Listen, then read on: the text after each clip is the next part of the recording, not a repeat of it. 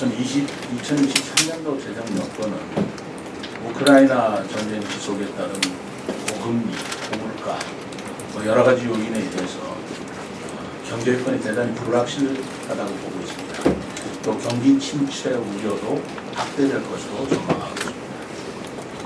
또 내부적으로는 부동산 시장의 침체로 우리 시의 세수 둔화가 예상되고 있습니다만 국고 보조 사업을 확대하고 대규모 계속 사업 등 재정 수요 증가의 의미도 있어서 공공 부분에서는 지역 경제 회복을 뒷받침할 수 있고 시 재정 운영을 편성하고 있습니다. 전체 예산 규모에 대해서 말씀드리면 2023년도 예산안은 총 2조 34억 원으로 편성했습니다.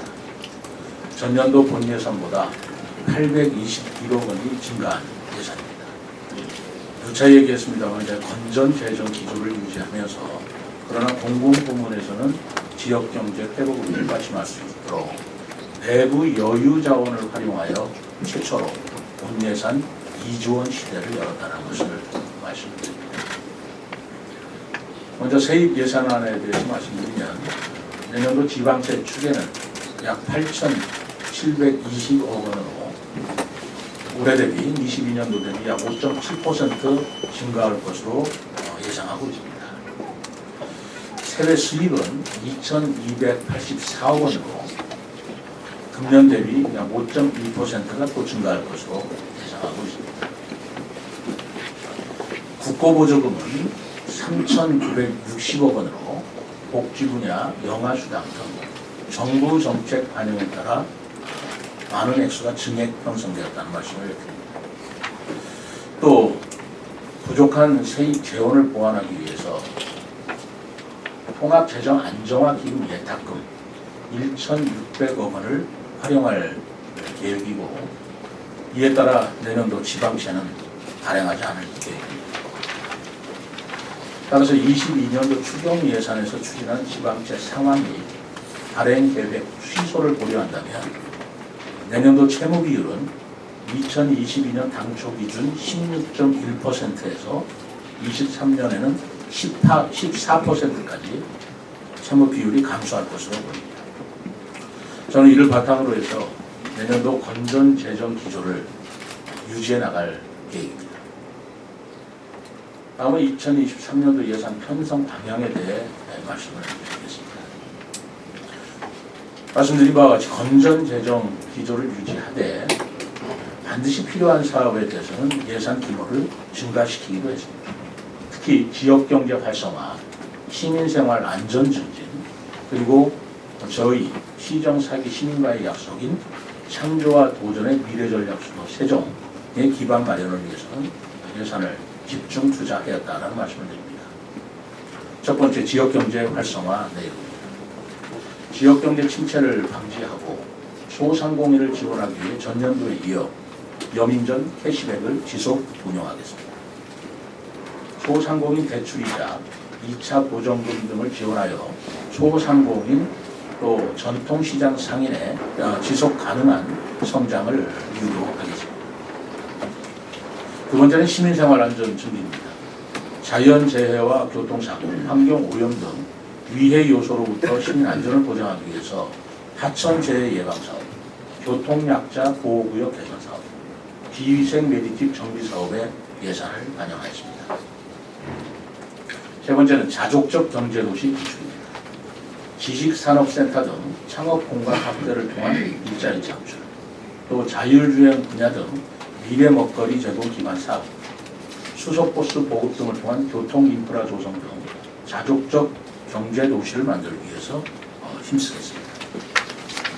문화예술도시 조성입니다.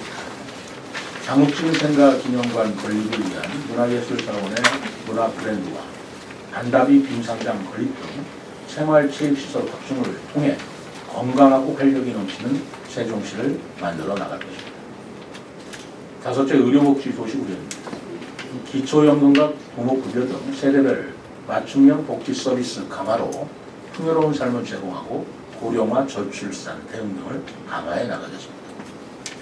이외에도 세종형 교육 자유특구, 위한 연구 영역, 그리고 한글 사랑거리 조성 등 미래 세종의 정체성을 찾아가는 사업들도 반영하였다는 말씀을 드립니다. 다음으로 분야별 좀 구체적으로 주요 세출 예산 사업에 대해서 말씀드리겠습니다.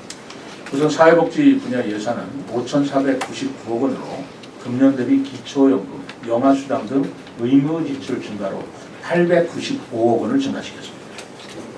기초연금이 817억 원, 영유아 보육료 592억 원 등, 또 아동수당 393억 원 등으로 해서 노인과 보육 관련 예산이 큰 비중을 차지하였고, 특히 23년도에 부모급여 시행으로 영아수당이 282억 원으로 크게 확대되었다는 말씀을 드립니다.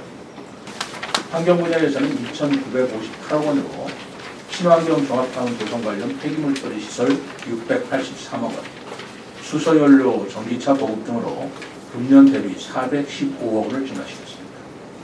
특히 기후변화와 친환경 자동차에 대한 미래 수요에 대응하기 위해서 전기 자동차 보급에 115억을 편성해서 전기 승용차, 화물차, 버스 및 이륜차 등 1,060대를 보급 지원할 계획입니다. 국토 및 지역개발 분야는 1,795억 원으로 지방산업단지 용수도 건설 185억 원 등 산업단지 설계 완료 후에 본격적인 공사 착수 등으로 올해 대비해서 78억 원을 증가시켰습니다. 북세종 농촌 중심지 활성화 사업 64억 원, 두강면 두강이 도시재생 뉴딜 사업 37억 원, 소정면 기초생활거점 육성 사업 18억 원을 반영하였고요. 주민공동체 활성화와 균형 발전을 위해서 금남면 복합 커뮤니티 센터 건립 사업에 41억 원을 편성하였습니다. 교통 및 물류 분야 예산은 1,063억 원으로 도로 구조물 안전 점검 및 교통 인프라 개선 수요 증가에 따라 올해보다 53억 원을 증가시켰습니다. 지역 균형 발전과 교통망 확충을 위해 농어촌 도로와 도시계획도로 개설 공사에 85억 원을 반영했고요. 대중교통 활성화를 위해 친환경 버스 31대를 구입하는 102억 원을 편성하였습니다. 문화 및 관광 분야는 22년 본 예산 대비 생활체육시설 확충 등으로 80억 원이 증가한 886억 원을 반영했습니다. 우리 시가 배출한 근현대 미술의 거장 장욱진 화백의 생각 보급 및 기념관 건립에 38억 원을 편성하였고요. 내년도 간담이 빙상장 건설 마무리를 위해서 110억 원, 나성동 다목적 야외 수영장 조성을 위해서 설계비 5억 원, 금강 파크 골프장 조성 사업비 19억 원 등 건강하고 생기 넘치는 세종시를 만들기 위해서 생활체육시설 확충에 175억 원을 투자할 계획입니다.